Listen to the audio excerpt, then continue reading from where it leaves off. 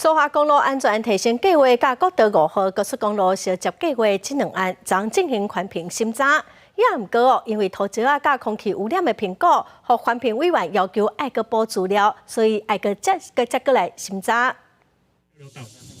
苏花案环评卡关，花莲民众看法多数感觉虚化，因为选情明明国政党拢讲要起，安怎3号佫因为环境顶议题，互环委要求保证再审，像淡薄区风甲土风等问题，花莲民众真无认同。现在现有的高架桥上，我们现在都没有在怕东北季风了。那你以后的桥会比现在高吗？听到真的是非常遗憾。我想，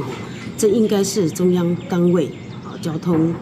管理单位，他们应该要克服的问题，跟我们花莲人要积极争取回家安全的路是两码事。台九线苏花公路安全提升计划一直拢是花东民众期待赶紧施做的重大交通建设。也毋过20个环评审查，环评委员认为交通部提供的计划书有真侪所在不足，应该分路段同步检视。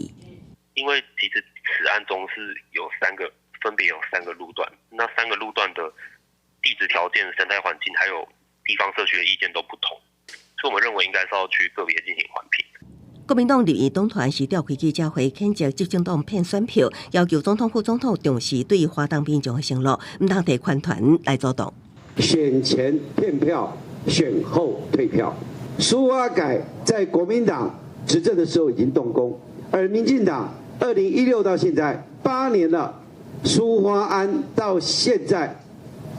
还云深不知处。环团委员强调，交通部送审的计划书无针对苏花安通车量体规划改善，也无互机车做通行，要求保证相关爱检视的重要影响因素再审，也是为着民众的安全，绝对毋是阻挡花东建设。记者综合报道。